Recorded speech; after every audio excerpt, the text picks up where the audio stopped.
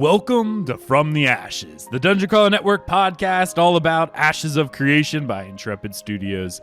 Bear witness to the rebirth of the MMORPG genre from the ashes of an industry that has left the gamers behind. I'm Aggelos, founder of the Dungeon Crawler Network, and we are coming to you live from the Mighty Beard Tavern, and I'm joined by my co-host. First up, Alpha Soul. Good to be here. Good to hear you. Glad you're here too. And we also have Crowjack. Why am I so tall? I feel like a giant sitting amongst men here. What have you done to me?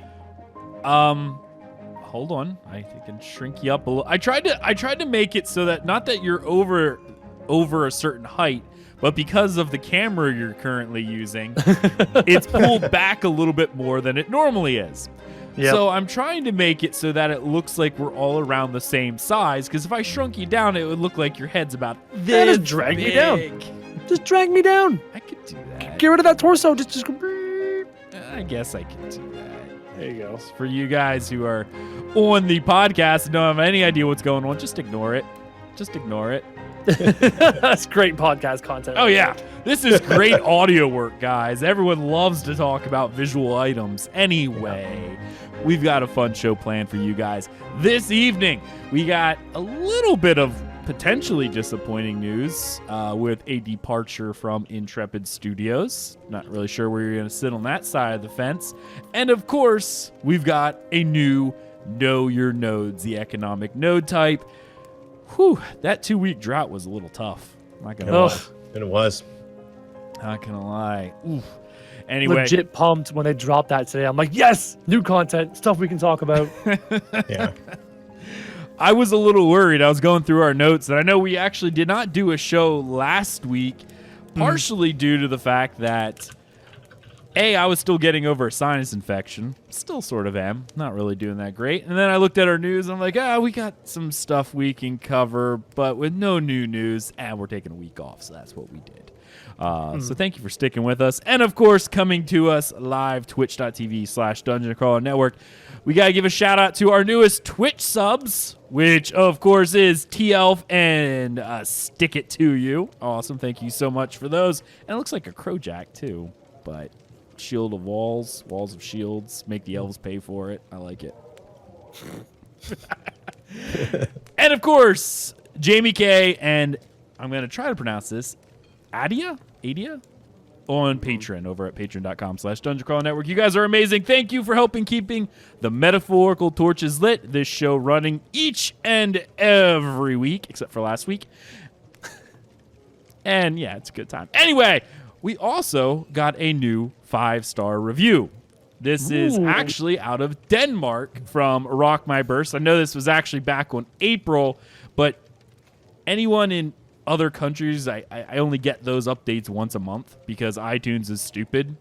And in order for you to actually check other countries, you actually have to go into your store, change it, and then it's a real pain. But there's actually an automated service that sends me all of these once a month. So that's why I get all the ones from other countries once a month, because I can't be bothered to go through every single country and try to see, does Tanzania have an update for it? No. Okay. Yeah, no. It happens. But anyway, the best AOC podcast out there, he says. Aggelos and the gang. Keep us up to date on the info and news about Ashes of Creation. Hands down, the best content of its kind, followed up by the 4 greatest guys. Wow. Cool. Awesome. I mean, dang. Thanks a lot, Rock. Yeah. I know Stormlord's awesome and all, but come on. He just rubs off on the rest of us. That's how it goes. That's true. He carries a team. He totally does. That's why he's on the show. Carries us all. All right. Let's go ahead, jump right on into the news. First up, we got an Intrepid Studio employee departure, Matt Broome. If you weren't familiar with Mr. Broome, he was actually appeared on a few live streams. Oh, my goodness. How long ago was this, Alpha? It was a while ago, and I think he was also in person at some of the shows. Yes, he was. Special shout out to Jalon for this one, because his video actually took this and alerted us to this. I had been following a couple of these, but I had actually not seen this particular departure. But Matt Broome, he was the senior character lead over at Intrepid, and he was there from May of 2017 up until February. Hello, Kitty. Goodbye, Kitty.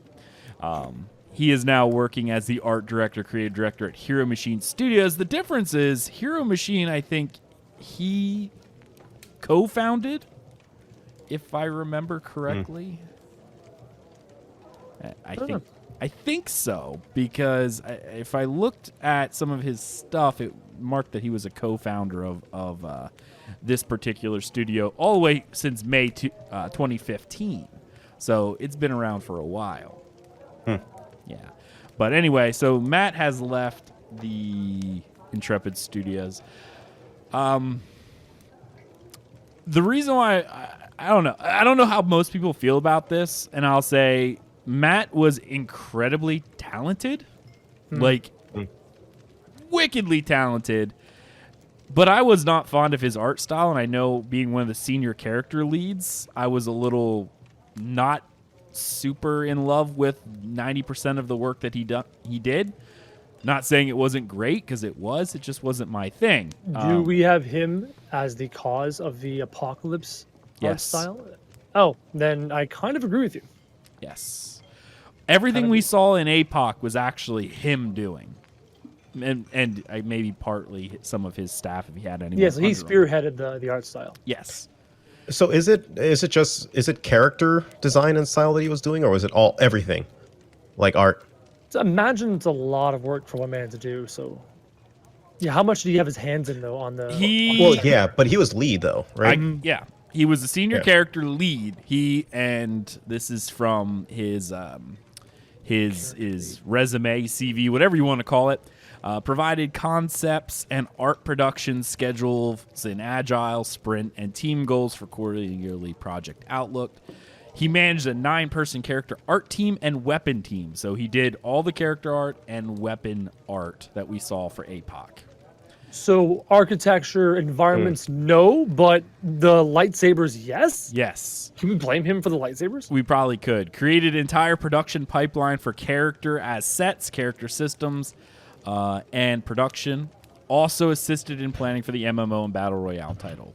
Lead characters design and art directed modelers on production as well.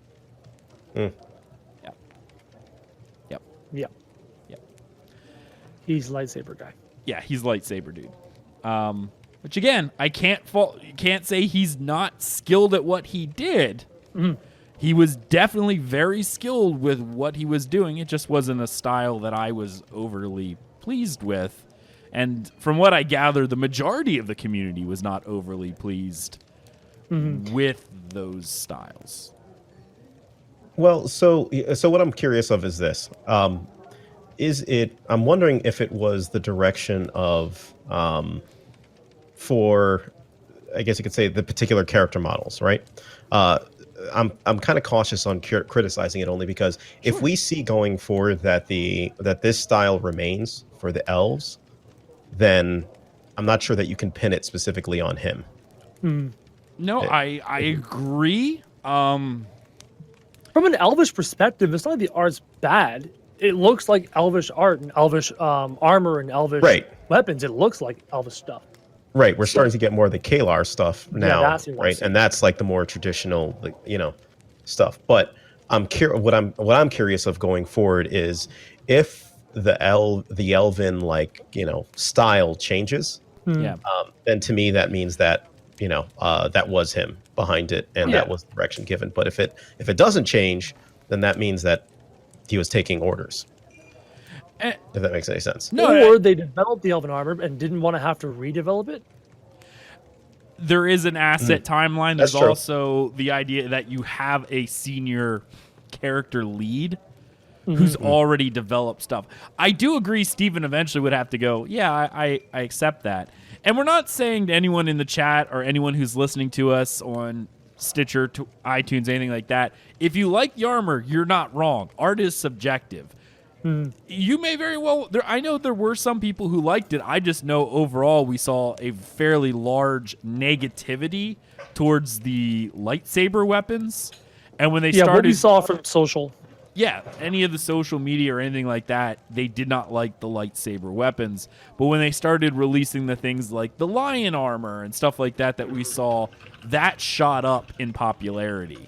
In fact, actually, I think the Lion's Guard armor or whatever it was called was one of the highest upvoted pieces of work that Intrepid has done on the Reddit. It's so funny. It's like the developers gave us nothing but the sweet stuff for forever, right? The shiny armors and the glowy this and the shiny that. So much sweet. We were begging for meat and potatoes, and they finally gave it to us. We were like ravenous dogs, eating just the most basic of stuff. Yeah, I 100% agree. Because it's like, if you think about it, other MMOs, I think what they kind of did was a little bit of a backwards thing. In other words, most MMOs, look at WoW, look at any MMO, you would never see like the end game armor. You would never see the special stuff, if you will, intricate stuff until later, right? That's not what they would show you. Whereas this kind of flipped the script. Now it looks like they're going back to, I guess you could say, roots, and people like it. Right. But so yeah, if you indeed liked his art styles or whatever he was doing, he is no longer with Intrepid Studios.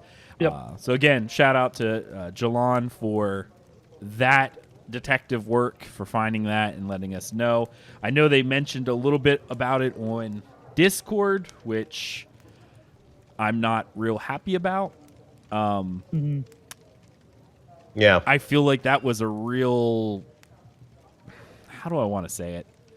Keep it in-house. Keep HR stuff out of the public eye. Basically. Right. When I'm dealing with people that I would have let go, one of the things they always taught us with anything HR related is that you only give dates, you confirm that they worked there and how long they worked there. You don't say why they left and anything like that, unless you're giving them a recommendation, and a recommendation would have to come personally. If you're addressing it from an HR perspective, you're literally only supposed to say, yes, I can confirm that so-and-so worked here from this date to this date. So I wasn't real pleased with how I saw that handled, just from a business perspective. But anyway. Yeah. Anyway. All right, moving on to the next little bit. Know your nodes. We got a new blog post finally on the economic node types. This is something that I really, really like. I've always been about making the silver in game. Yep. Yeah, I love making the money. My ESO account with all my 9 million houses with nothing in it, just because I can afford to buy them. Yeah, I'm excited about this node. This is good. Right. It always pisses people off in the DCN community who are big housing nuts in ESO, but they can't afford it because they're poors and they can't figure out how to make gold. And I'm walking around with every house that's available in game, and there's nothing. They go into the big manor houses, and it's like you hear a pin drop. They're like, you have all this space to do all these amazing things, and you have nothing in it. No, I log in and I put the house chest right in front of the door, so I don't even have to move. As soon as I spawn in, they're like, oh yeah, they're all right there. Then I get what I need and I leave. So not like BDO. It's harder to gain that kind of insane wealth in BDO. It is. It's a lot harder. Well, it's because there's so many more silver sinks throughout the game. In ESO, it's really, when you have it, there's really no reason to spend it on anything. Repairs in BDO, you can buy all the gear. The top end gear is insanely expensive, and it scales down from there. So whatever silver or whatever income you make, you're just putting it into gear all the time. Right. And materials to enhance your gear and blah, blah, blah. I think that is the difference. You can't buy your best gear, really. In ESO? Yeah. So the income is like that currency doesn't have a whole lot of use. Not the same weight, not the same weight that it does in BDO. You buy the upgrade materials, but because the upgrade process is not near as punishing? Yeah. Like we both yeah. word. Yeah. it's not near as punishing. Yeah, sometimes it's expensive to buy the upgrade components, but once it's upgraded once, you're done. And there's not a failure rate. Well, I take that back. There is if you don't use enough. So it's right. In order to update something, it's like you need 8 tempering alloys to get it to legendary status. If you use 7, you have an 85% chance to fail. Well, no one does that because it's stupid. You just wait and buy the last one and boom. Right, exactly. Nobody's going to chance it. No. I wouldn't mind Ashley creation being somewhere between the two, where gold or the in-game currency isn't so common and not as useful, where in ESO you're buying all this superfluous stuff, but not so like you're constantly starved for silver in BDO. You're just constantly using it on repairing materials, enchanting materials, craft, blah, blah, blah, blah. You almost never have any sitting around doing nothing. Right. Yeah. Well, and a lot of that, and actually this is a good conversation to have right here because we're talking economics at this point. Exactly. Yeah. The problem with a lot of theme park games is there's not a lot of need for gear to constantly be recycled. God, look at World of Warcraft. What the hell is the purpose of gold in that game? Oh, funny you said that, actually. Ooh.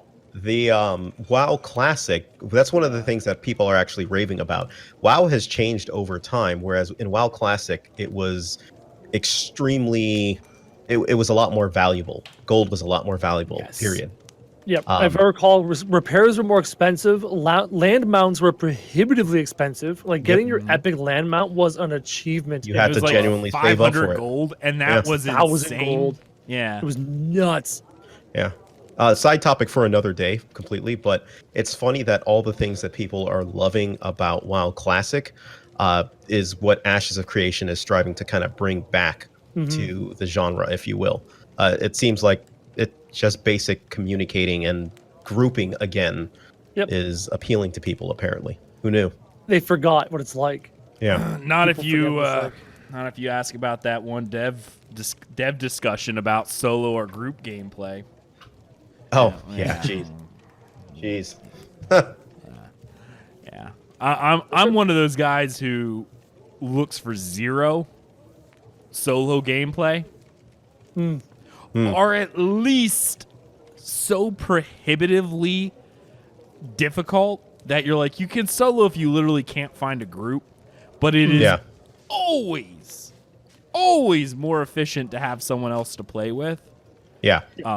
For everything. Like, you could solo, I was thinking Dark Age of Camelot, you could solo in Dark Age of Camelot.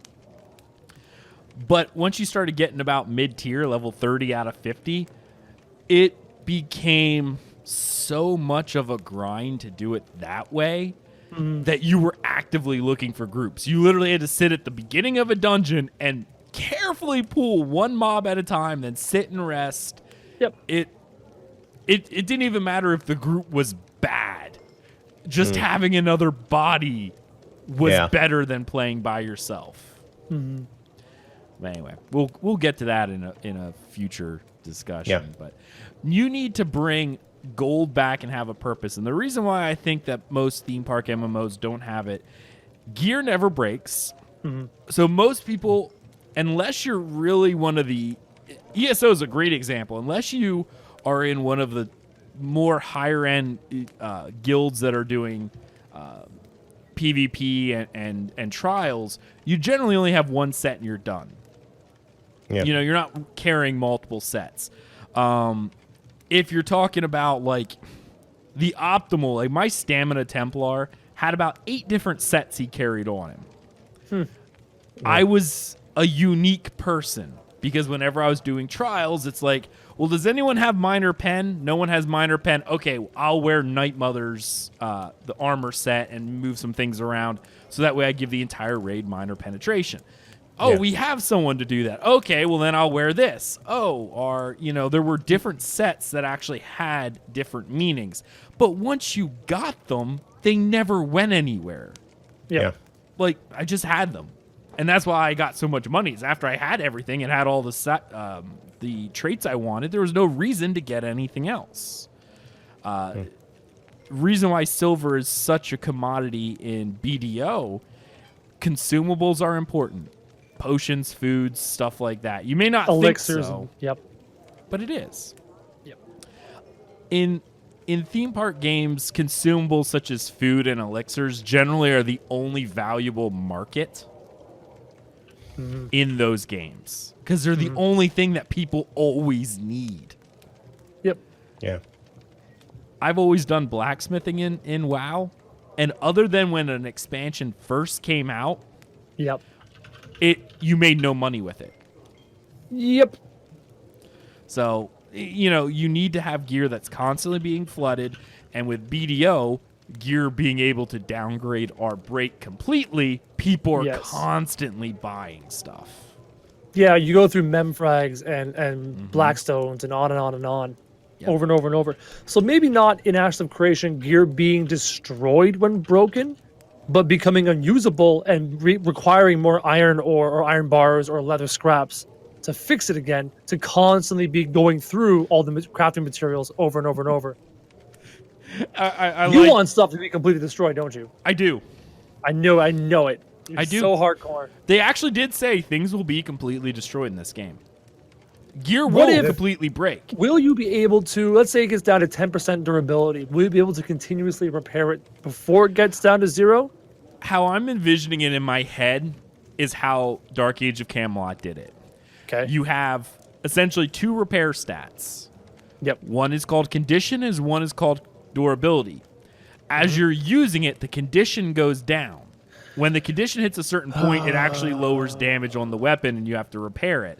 But every time you repair the condition back up to 100, a little bit of durability leaves. So eventually it's just going to go down to 0 permanently. Like you keep decreasing the maximum repairability. Yep. I don't know. Once your durability hit 0 in DOAC, that was the last time you could repair it. It depends on how, not how easy, but how easy it is to reacquire said gear. If it requires effort, but not like a prohibitive amount of effort, sure. But if it's like this grueling, daunting task to acquire this 2-handed sword and you put who knows how much time into it, only to remember in your brain, oh yeah, after 3 months of using it, it's done? I don't know. Again, it falls under that feels bad mechanic where players are like, this sucks, I hate how this feels. Yeah, but it depends on how they tweak and balance the reacquiring or the replacing of gear. I'm still of the mind. I like that though about games. I think it's one way to look at it that could potentially be annoying, but I think that it kind of balances itself out to a choice basically that you have, right? Yeah. You're not always running around with the absolute best weapon because it wears down. I also would like it. Let's say you know that weapon's going to break down eventually, and you're at 30% max durability now. It's really starting to get down there. You think to yourself, you know what? I better go make another one. And in advance, you can actually take the time, go get another one, have a backup. That's cool. I'm cool with that too. And for a lot of gear, I don't think we're going to see stuff in Ashes to the example of Tet or Pen gear in BDO. That is you're spending half your life getting this piece of gear. Outside of Legendary, okay? Legendary stuff better not degrade. It will. They've already I hate discussed that. I hate that. By the definition of the name, this is an artifact. This is a piece of history. This is something that should be indestructible and eternal. I hate that so much. Haven't you ever seen Highlander? You ever watch Highlander? I'm sorry. Are we playing Highlander online? Or are we playing Ashes of Creation, where they have the ability to make that decision, and they should make the right decision? I'm just saying it was a Canadian show. Make the right decision. All Make the right decision. Ashes of Creation. You have the opportunity. Your game's not out yet. Make the right decision. I should also point out that my my brother-in-law was playing. What is the most recent Legend of Zelda that came out? Breath of the Wild. Yes. He's playing Breath of the Wild and his Hylian shield broke. He's like, what the hell do I do? Legendary. Aggelos, if one of the Elven rings in Lord of the Rings just slowly degrade over time, or the One Ring's like, you know what? It might slowly degrade over time. Well, they did. Over time, they actually did diminish. Define time. Are we talking thousands of years? Are we talking elf time? Or are we talking human time here? Come on. It depends on... Well, you got to look at it from the perspective of the elves that live forever. It's like, even if it broke after a millennia, they're like, wow, I should have got the warranty on this, you know? Yeah, no, artifacts will eventually break. They did say that it wouldn't be broken completely. You'd be able to repair them always, but the Yeah. amount of effort would be essentially equivalent to earning it again. Then again, what am I thinking? Why am I taking that weapon out of storage, that legendary weapon? I should be storing that thing to increase its value to sell it later for a profit. Like, what am I thinking? God, I'm so dumb. Or telling you. it's like a weapon that you use for a special occasion, right? If there's dueling To tournaments. show off to blah, blah, potential blah. buyers. Oh, well, yeah, there's that too. I think legendary items will be the one time where they actually employ soul binding on things, but You think so? You think they're Yeah. going to be like, no, putting this on the market? I do. Especially if it's so overly powerful, like they're supposed to be. Yeah. They're supposed to be game breaking. Yeah, I don't think they're going to be sellable. But yeah. All right. The funny part is, we haven't even talked about the article yet. We have. Oh, yeah. We've alluded to it. We're talking about economy, and That's true. We've kind of gotten sidetracked. it's true. But I'm just trying to really nail down what it is about some of the sandbox games that has money flowing. It's because things break and you need them all the time. Yeah. Everything you need all the time. Even BDO to a certain extent, crafting tools. They're always breaking, so you're always having Yep. to reinvest. There's a durability in on them. Yep. Yeah. It keeps the economy moving, right? You need movement. You don't need stationary Right. economy. Capitalism. And let's be real here. The mount skins, there's some people who don't even care about that at all. Yeah.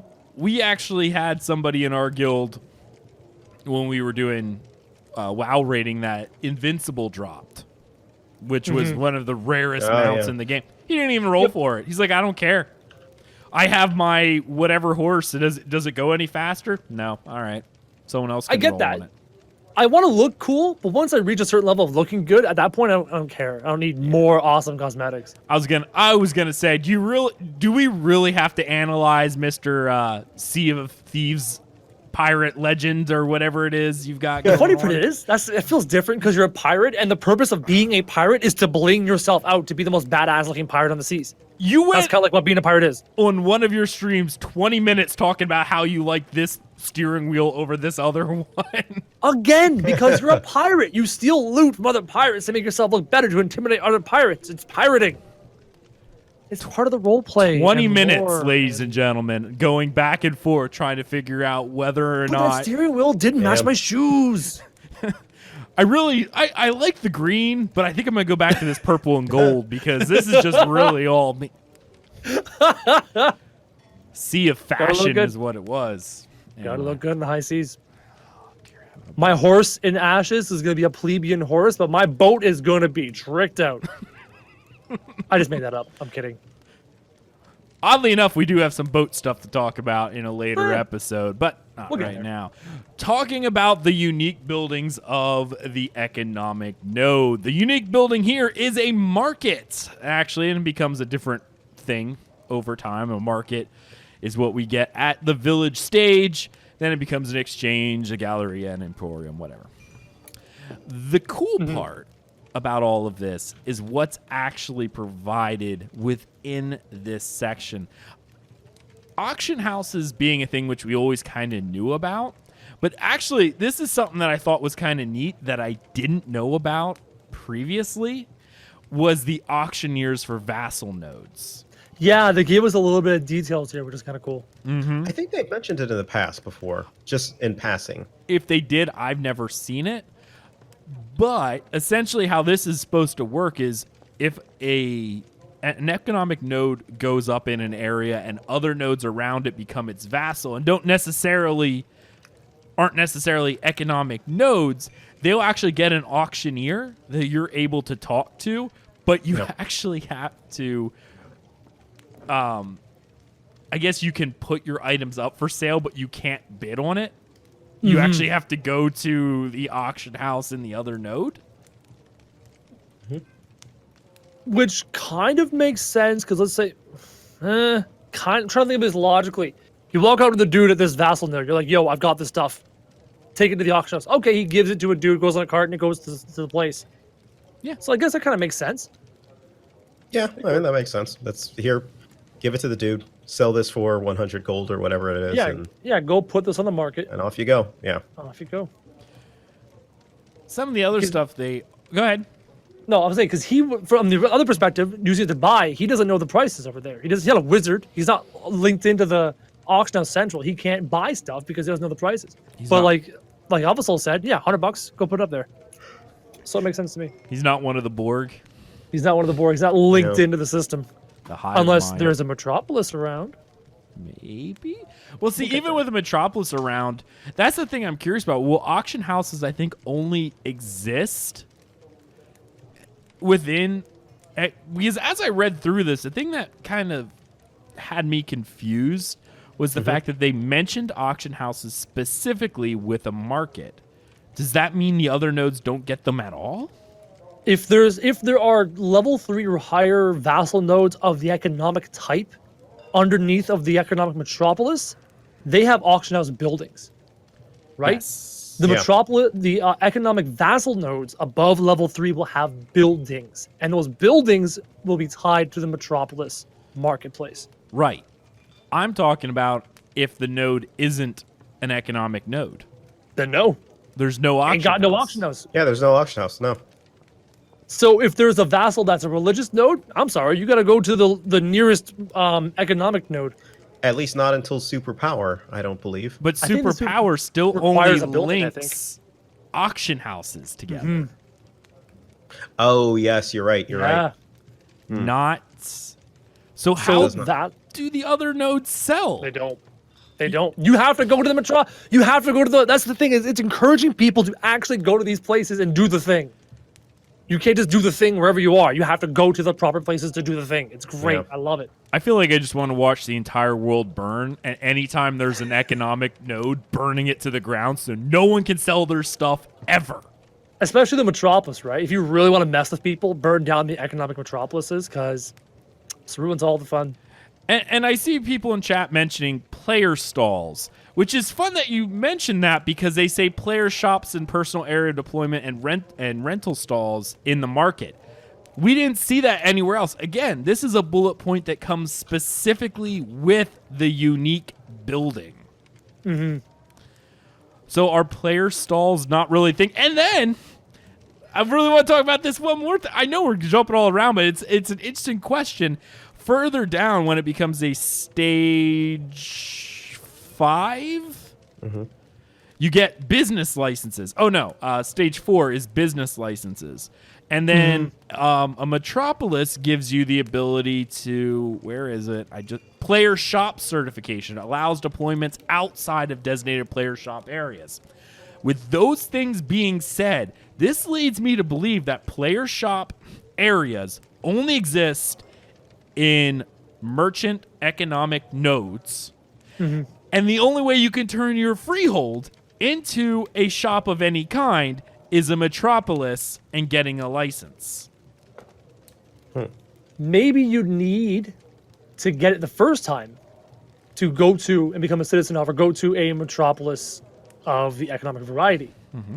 But once you have it, you have it. You and then they procure burn your license. freehold down, and then Yeah. you have to But do you rebuild still it. have a license? Do you have to get a new license? I would If as- that metropolis goes down, do you have to get a new license? Why wouldn't you? If you I wanted don't the know. economy to keep going, why guess wouldn't so. you? You would. That license would be a consumable that you used on it.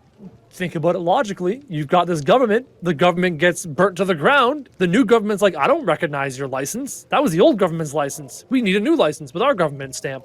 So yeah, you'd have to get a new license. Makes sense to me. Right. So Interesting. the only way we're going to see buying and selling, based off of the wording here, is with an economic node. In my head, the way I visioned it once upon a time is that there was always a market in every city. It's just But if maybe they, a lesser quality or Yeah. a smaller inventory space or farmer's market area. You Farmer's know, it's market. like just a few lean-tos, and that's what people sell. a few lean-tos. Yeah. A dude sitting in the dirt with a couple of pots. Who wants a pot here? I mean, I'm from a very rural area.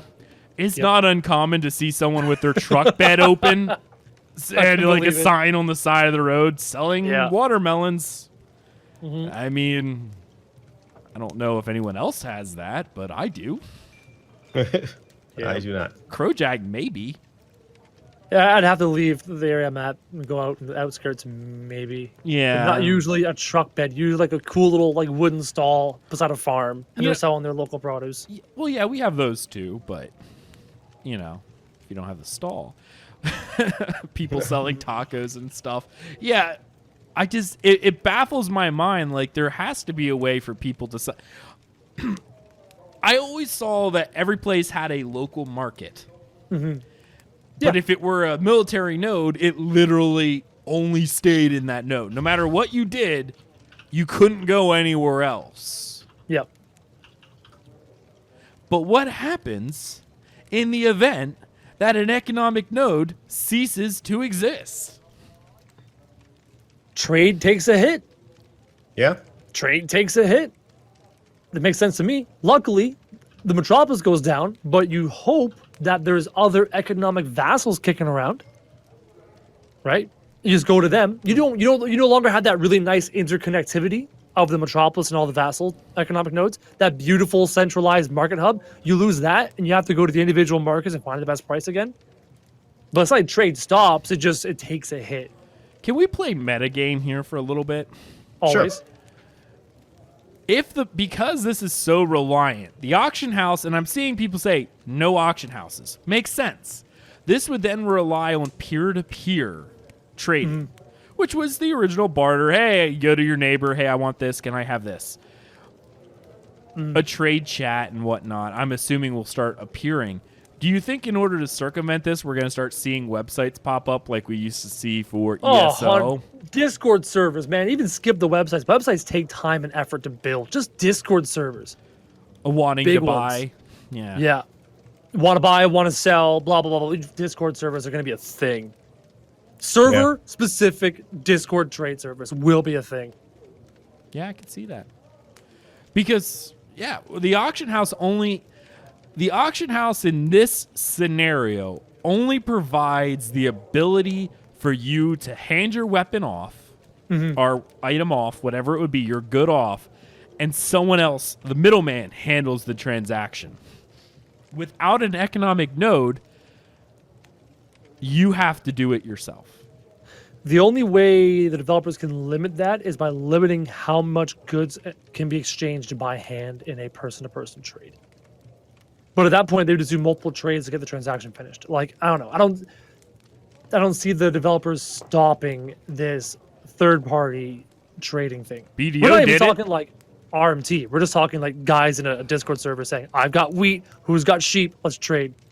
BDO did it. They wanted and that's the other reason why I think BDO has an economy it does, is it forces you to buy and sell everything, which is really hampering at times because I've told this story before, but I got a pendulum thing, a blue one, when I was playing with my wife. She plays Alon. I'm like, oh, I could just give it to, right, I can't. Yeah, there's no person-to-person trading in that game. Everything is through their marketplace. But what that does do, stops third-party gold sellers. Really puts a hamper on RMT. It does. It does. Yeah. Huge. Really does. I don't know. I both see the reason for it, and also in a unique situation also go, man, this really sucks. The case in point with my wife, it was like, wow, it'd be really great if I could just give her this item, but unfortunately I couldn't. But it does keep the economy going. There's never a time where I look at it and go, wow, there's no items on this auction house. Can't imagine BDO pre-Central Auction House. I hear horror stories. It wasn't I'm so as glad bad we have as it you now. think. It really wasn't as bad as you think. But the worst part was getting the boss gear, because you would have to snipe it. Like when it would you'd have go to, up. Yeah. Put your bid up and pray. Hey, I got majority of mine that way. Like almost every piece of boss gear I got. I think the only piece I didn't get was Uragon's. Yep. That's the one that went, by that time they had Central Marketplace in play. But anyway. Moving on, some of the other stuff I thought was kind of neat, talking about trade hauling stables for Tier 1 mule training. Yeah, because they mentioned mules being really important in the farming and gathering, right? They mentioned horses. They also mentioned mules as separate, who I guess would carry a bunch more stuff. So, certificate trade hauling stables for tier 1 mule trading, which means there's tier 2 and tier 3 mule trading. But is there like certification necessary for this kind of a thing? Is that what we're looking at here? Maybe it's the only place that you can get a mule? Maybe. I think you'll be able to get them through animal husbandry, but maybe they have to be certified. Or I honestly do see mules because there are specific mules that are described in the game. Even though they might not be mules, there's those moonstriders that are talked about as being hauling They're beasts. beasts of burden without being physical mules. Maybe animal husbandry doesn't extend to mules. Does or does not? Does not. Does extend. not. Doesn't seem like that makes a lot of sense. I can breed horses and griffins and anything but a mule. You could breed them, but they have to go for training to carry your caravans. Maybe, yeah, okay, sure. Yeah, that does kind of make sense. But this is actually new information in terms it of is. what I've heard. The fact that they're going to have these trade hauling stables for mules. Now there's like 3 tiers to it in each one. And I'm assuming you're going to require different caravans and stuff that you need to run will require different tiers of mules, or maybe the different tiers of mules actually do it faster or slower. I don't know. We already talked about the player shops, the special areas, private property sale certificates. The ability to sell your property via a certificate. Makes sense to me. Yeah. Again, having the government step in and say, you can't just sell your house to Sally, you have to go through us, legitimizes things, smooths things out. I like the thought of going to Sally and go, hey, you want to buy a house? I hate middlemen in most things in life. But from a gameplay perspective, that makes sense. I have never once, and I bought like 3 houses so far, never once went through a realtor. I've always done it myself. There you go. I've done all the paperwork and everything like that because why wouldn't I, right? Yeah.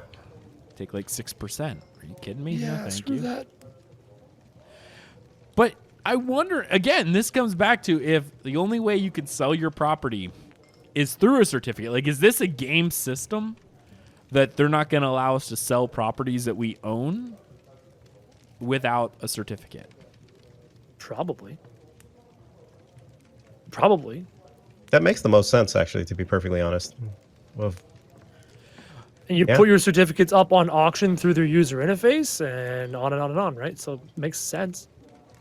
This also could be I don't know. Maybe this is something that when you do a certificate, maybe you'll be allowed to do person-to-person trading.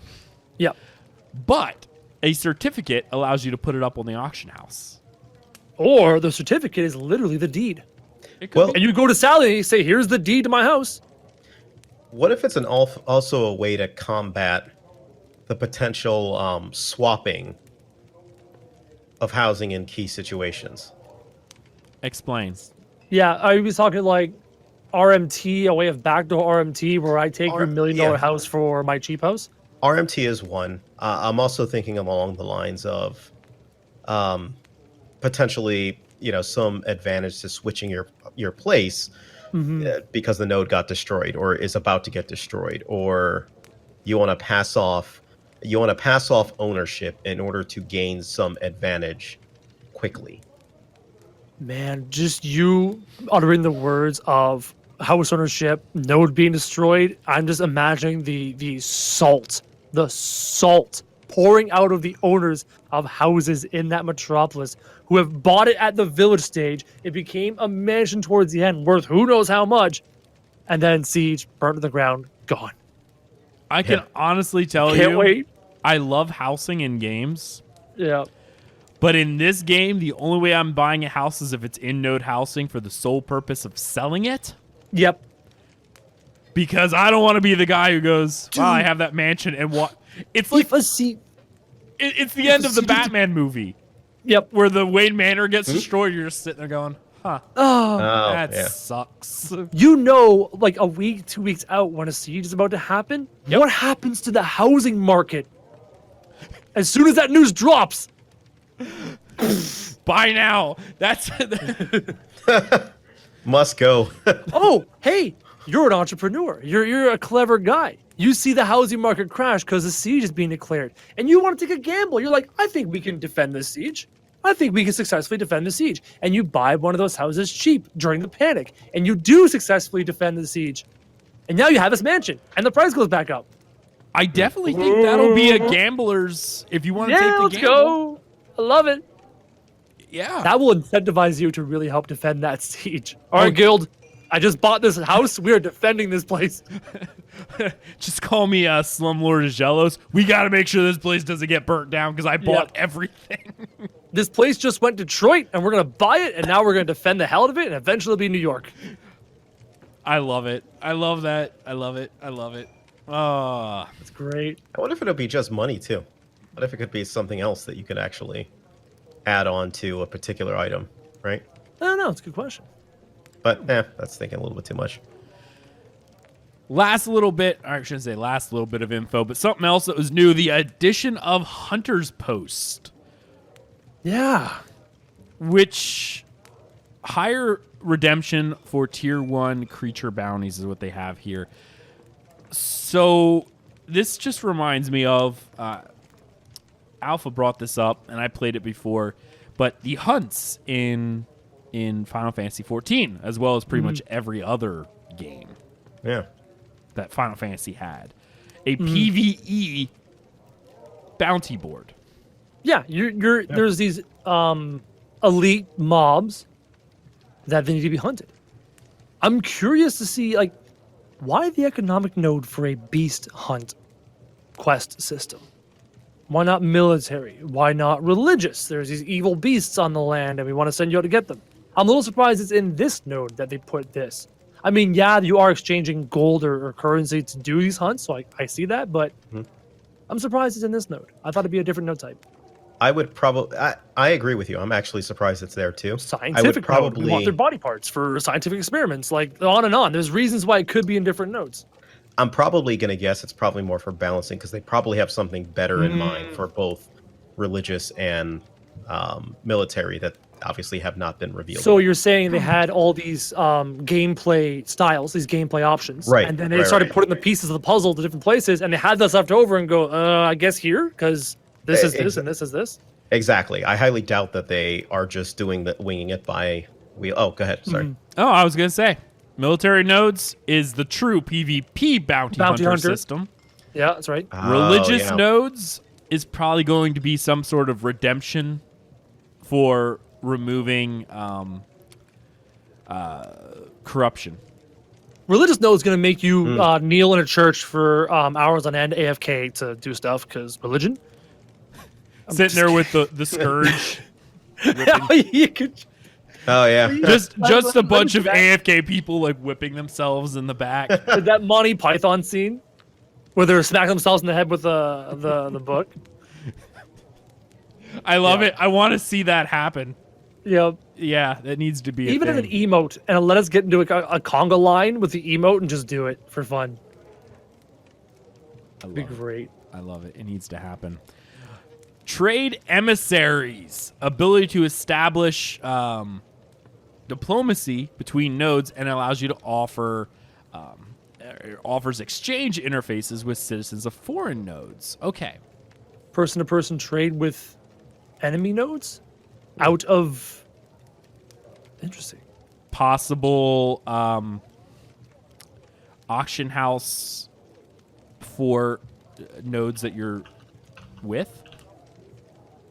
Now, is this exchange with citizens of foreign nodes? The word foreign nodes leads me to believe it's not anything within your zone of influence. It's other zones of influence. It's ally nodes, yeah.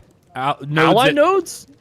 You're doing anything. Okay, if they become a vassal, there's really no need for diplomacy. You own them. Yeah. And you don't want to trade with your enemies, so yeah, things that are allied or at least neutral to you. Right. Trade Or agreements. I would say allied. why would you just randomly strike up a conversation with a neutral party and go, hey, you want to trade? So it makes more sense to be with allied other zones of influences. Yeah. Yeah. I mean, because you definitely wouldn't want to trade items with someone who's going to use them to kill you later. True. At least not that you would want to know. Or if you allow it to be done with neutral parties, you could be the neutral party that's trading on both sides. The arms dealer selling arms to either side of a war. I'd love to do that, sure. I trade emissary. I'm honestly thinking what this is actually going to do is open up an auction house in a node doesn't have one. Like, this is how you get an auction house in a military exchange node? interface. Yeah. Interface, like a UI, right? The ability to exchange goods. Maybe this is the thing we talked about where this is where you set up the caravans to trade resources back and forth. Yeah. Oh, interesting. These could be, instead of you as a player sending out your own caravan, it could be the city sending out big caravans between cities through these interfaces. Oh, could you please let us defend big ones or attack big ones? Well, that's where I assume we would be doing that. Because they've already talked about the idea that not nodes. I hate using the word nodes, but everyone knows a resource node can be depleted. Yes. And then it will respawn, but not necessarily in the same place. So if you have node A and node B, node A has mithril, okay? And you get this trade emissary, you could set up a trade agreement to bring the mithril and sell it in this area. Yep. Until it dries up. And that's, I think, has to be done through a trade emissary. Makes sense to me. So I'm wondering if this will affect things like would this be interesting if this affected what resources are available from NPC merchants? Like all of a sudden, the items you can buy off a merchant, like, I don't know. Hey, sugar dates. Couldn't get them before, but now I can. Kind of hard for the NPC to sell iron materials or iron parts like screws and blah, blah, blah, blah, if there's no iron resources coming in, right? I think this will greatly affect what things NPCs can offer to you. Sure as hell adds depth / complication, depending on how you look at it, your perspective on life. Right. Absolutely. I like it. The next three things I'll go over very quickly because we are running out of time already. Work orders, caravan cargo bay upgrades, and business licenses. So work orders. These may only be requested by a node's government. So a government will put out a work order saying we need 500 longswords that people can submit. It reminds me of the old, if anyone was there for the opening of Cthulhu, or Encourage or whatever. Encourage, where you had to collect the resource and bring it back. Yeah, it could encourage adventurers of a node to go a ways to grab iron ore from an iron mine nearby because there's a work order and there's profit in it. Right. Caravan cargo bay upgrade certificates. Fairly, well, although we don't know what it is, but hey, I'm upgrading something in my caravan. Yep. Okay. Business licenses. Is this where... In order to turn your freehold into a tavern, you need to have a business license. Yeah, if I'm opening my crowbar, do I need a business certificate? Yep. Or even things like a processing plant. Yeah. Processing business, right? Yeah. You want to process your logs? Come on over, or whatever it could be. But are there different tiers? Is there a tier 1? We'll use the word tier 1 just to make up word. That you can have a processing place or a bar, regardless of whether you're part of a military node or a religious node or whatever. But if you want to have a bigger one, a more powerful one, a faster one that can produce stuff faster, do you need to actually file for a proper business license to start upgrading your processing plant, your refinery, your bar? Because like we talked about earlier, not being able to run a business or sell stuff without an economic node feels weird. Military nodes need to sell stuff. They need to make iron for their weapons. Yes, not but nearly as good. Most not as good at merchants, it. who work for a military node are under contract with a military contract, hence a business license. Yeah. So there's got to be other business licenses from other nodes for stuff. They just got this node just has to do it better eventually. Like a higher level up, there must be some better stuff up there. I honestly think in order to gain access to whatever it is you want to do on your freehold, you'll need a license for it. Other than it being a housing plot. I think so as well too. Good gold sink. Yeah. Right? You're spending currency for a piece of paper and the currency goes poof. Yeah, it's good gold sink.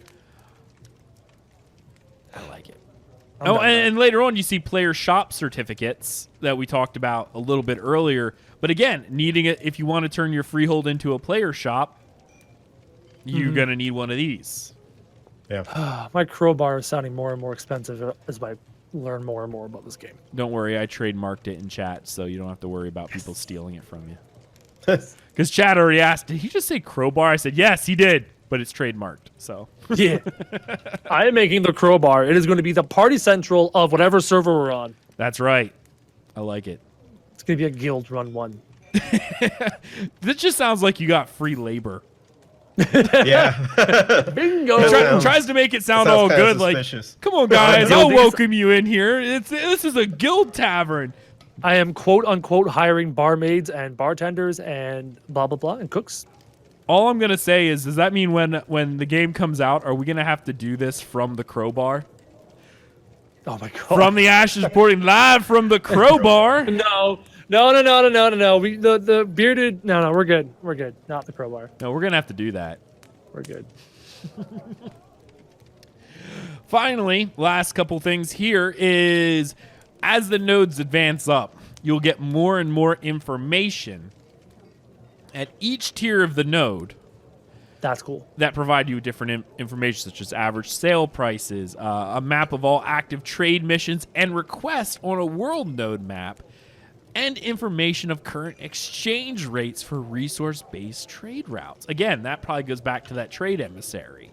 Like, we'll give you 1 mithril for every 5 iron. Well, the balance of power shifted, and now we're going to put it for every 3.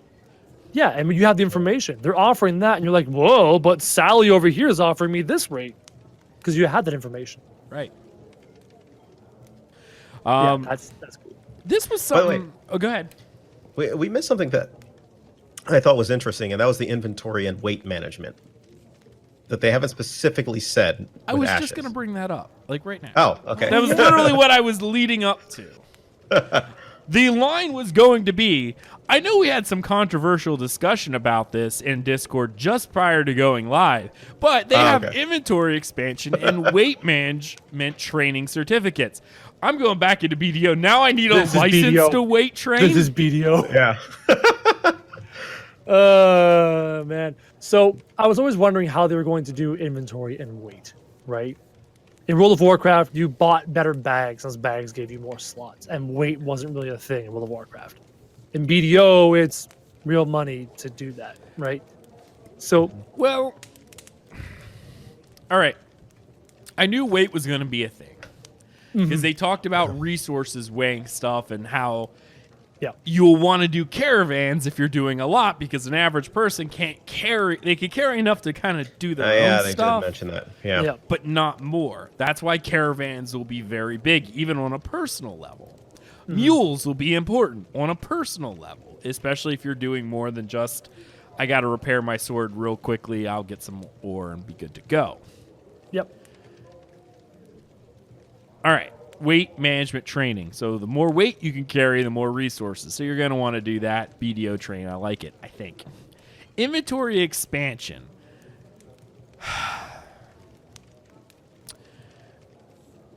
The problem with this is ESO had this as well, where you bought bag space, essentially. Wow, you provided bags. But when ESO went by to play, this became a cash shop item. This is being programmed into the game right off the bat that could potentially be a cash shop item. They've already said only cosmetic, but it seems odd that this is something that they'd throw in. I guess they want to give a method of progression in this avenue in the game. You're right. It is a slippery slope. If they wanted to, couple clicks of a button, boom, you're buying inventory slots in the store. Right. Right? They could do it so easily if they wanted to. We're taking them at their word that they're not going to. At their word, they said, that's not the way we want to do things. So for now, that's what we know.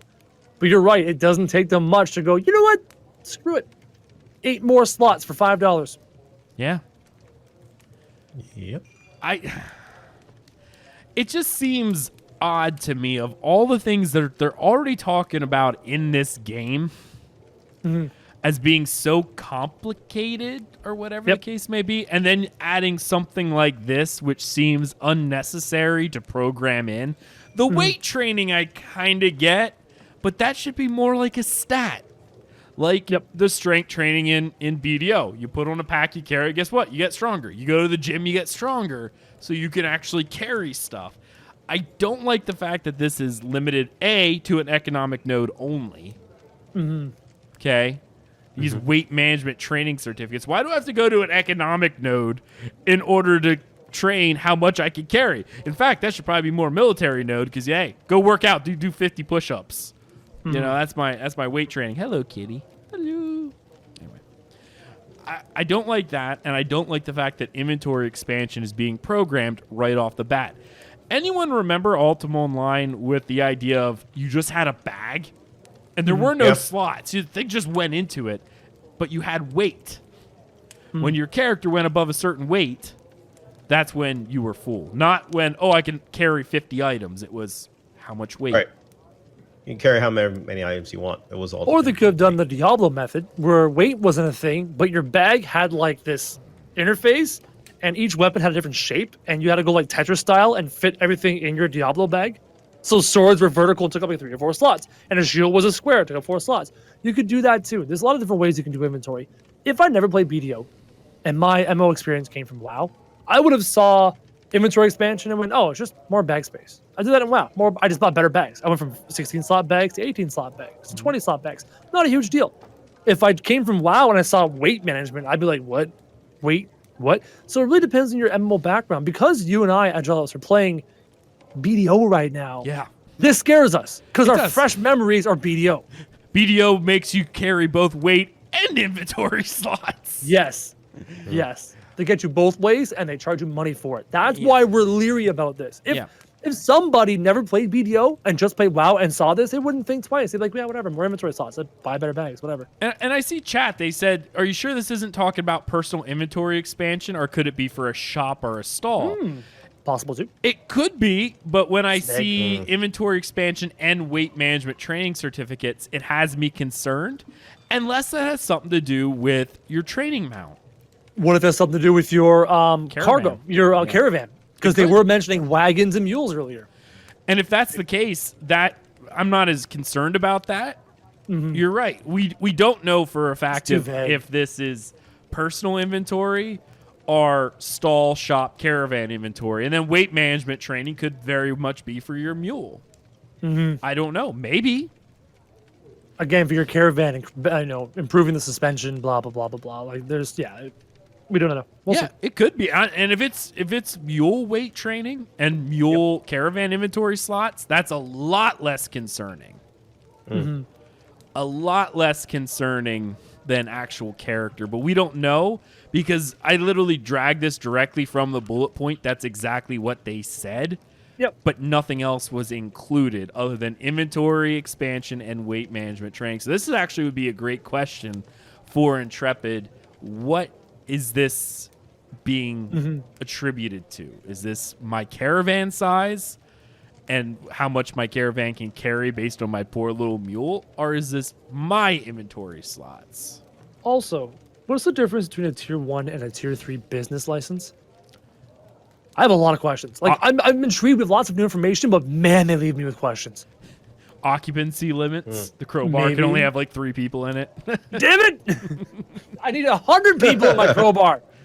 Yeah, that's I don't know. Like, I'm assuming the tiers, they'll obviously come with better tier, levels of things. It's a progression, but we don't know. Maybe there's maybe it's not popular. Maybe there's certain businesses like A crowbar is a tier 1. All right. But a processing plant, you got OSHA Varen ocean regulations to go by. That's a tier 2. It's now a nuclear power plant equivalent, so that's a tier 3. Jeez. Yeah. Sorry, I can't allow you to process mithril because its offset is like uranium-254 and it's nuclear. So sorry. Here's what it is. Tier 1 crowbar is that dive bar you only go to when you're already really, really drunk and it's late at night, right? A tier 3 crowbar, there's bounces out front, there's velvet rope, line up out the door, right? It's a freaking club. You only get in if you have ladies with you. Yeah, I get you. Yeah. Yeah. Understood. Nice cosmetics only. If you have no cosmetics, you're not even welcome. Right? No elves at the door. No There's elves. a sign. No elves. That's the crowbar right there. Love it. Trade skill mastery qualifications. I know we were running a little over, but there's a lot of good stuff. A lot of stuff in here we didn't know about. Yes. Yeah. Trade skill mastery. So in order to hit Guru, you have to take a test. I don't know if you've hit that in BDO. There's actually like a quest line you have to follow in order to actually get above a certain level. Oh, gotcha. Cool. So like, I know you've been grinding or whatever for what. Yeah. But at a certain point, it goes, okay, you're now a Artisan 10. To become a master, you have to do a quest line and be certified a master. Mm-hmm. Gotcha. That's what I think this is coming from. Okay. And the last thing I guess we'll talk about is the linked auction house stuff, superpower. Yep. I'll read this. Economic nodes that have reached the metropolis stage unlock the superpower linked economy. Any economic node with this superpower unlocked shares auction house listings with all the others, meaning that items listed in one linked economy node can be bid on from any other linked economy node. Linked economies also connect a metropolis and any vassal economic nodes belonging to that metropolis. The linked economy superpower has the potential to create a massive market that spans the world.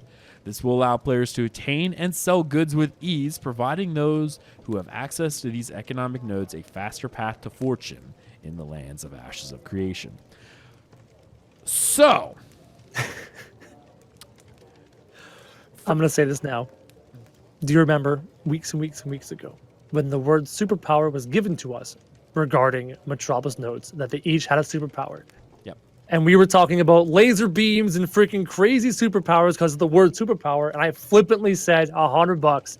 The Metropolis node is going to be a linked auction house. And here we are with the actual answer. It's a linked auction house. Let me get my PayPal up. Kidding. Oh my God. The thing I thought was interesting is the linked economy only works with vassal economic nodes. Mm-hmm. If you have no vassal economic nodes, it's worthless unless there's another metropolis. So if there's no metropolis and no vassal economic nodes, your superpower does nothing. Good job, people of that zone of influence. Good job. You built a market with no markets nearby. Woo! You deserve. If you did that, you know what? Darwinism. If you built this metropolis, that's an economic metropolis, you don't have any other markets, it's your own fault. Yeah. Worthless superpower. So yeah, I genuinely think this superpower will probably be changed. It's pretty underwhelming and conditional. If they expanded it, yeah, but if the conditions are met, it becomes essentially shrinks the world down to nothing. True. This is potentially one of the most far-reaching, but it does have a lot of checks and balances going. Fast travel is also like, if fast travel can really do some damage too. With a scientific superpower. But right? that scientific node, I'm wondering whether or not it follows the same rules. So fast travel only between it and its vassal scientific nodes. Yeah, vassal scientific. Interesting, right? Because what would a religious node have a portal for? Like, why would they build a portal? Yeah, well, why would a military node build a portal? To move armies, but yeah, you know. Yeah. I think these superpowers are going to have a lot of checks and balances because they can be so game-changing. Yeah. And, yeah, I mean, I don't know. If you haven't seen it yet, I definitely encourage you to go look at this. And I'm going to put this image up in the background just because it's a beautiful image. And this is the game that I had backed, not what we saw in APOC. But on the very bottom of the page, I guess, is, if I can find it. Maybe I can find it. Oh, maybe I can't find it now. Oh, great. Whoa. Great. Now I all can't good. even find it. That's okay. I'll just download it again. Whatever. Save it to my desktop because this makes for great audio for those who are listening while I'm looking for this. The economic node of the desktop, the final image. Great. Oh, this one. Gotcha. Yeah, you're seeing it now. Great, and I can't even do anything. It's because there's people in it. How many times have you seen a picture, a screenshot of the game, and there's no NPCs? It's just environments. This is true. It's very true. But I think it's also, how do I want to say it? It's also partly due to the fact that the image that's shown was what we actually seen during the Kickstarter and not what we seen afterwards. So I have it up on the screen right now because this is a city that we saw way early on. The people marching in aren't wearing the weird armor. Horses, I love it. Yep. I love it. But I don't know. It looks like a It's a Valoon, actually. It is. Oh, It's a okay. desert city. Yeah. Yeah, the building in the distance with that spire, 100%. I love it. Looks Love good. it so Yeah, much. Love it. All right, guys, that's going to be the end of our show today. Thank you so much for everyone coming out. You guys are all amazing. I guess we'll do a post show after this. Got some Sure. stuff. Yeah, all right. Sounds good. Anyway, I want to thank all my awesome co-hosts. We got Alpha Soul. Check out his work. YouTube, _alpha_soul. I know you're doing some different reaction video kind of stuff now, correct? Yeah, Yeah. pretty much. I mean, yeah, I've had to change around since they do their news a little bit different now. So it is what it is.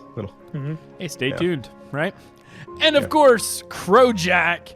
Check out his channels on YouTube where he streams. He does all his video content and everything else that he does. So definitely check out all of his stuff. It's amazing. Anyway, you can follow everything we do, DungeonCrawlerNetwork.com. There you find links to all of our social media, including Twitch, YouTube, Twitter, and Facebook.